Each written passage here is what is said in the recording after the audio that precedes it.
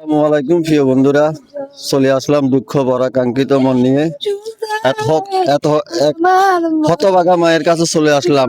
তার একটা সন্তান গত 6 তারিখে হারিয়ে গেছে, তার কোনো খোঁজ খবর পাওয়া যাচ্ছে না। হ্যাঁ, 3 তারিখে আজ গেছে, তার কোনো খোঁজ খবর পাওয়া যাচ্ছে না।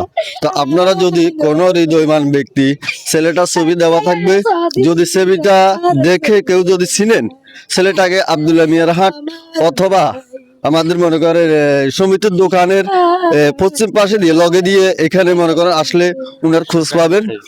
হ্যাঁ, সরকারের বাড়ি, হাফেজ সরকারের বাড়ি। আবেশ সরকারের বাড়ি। আপনার নাম কি? মোহাম্মদ হানিফ। মোহাম্মদ হানিফ। ছেলের বাবার নাম মোহাম্মদ হানিফ। হাবেশ সরকারের বাড়ি বলে। তো এখানে আসলে উনার খোঁজটা পাবেন।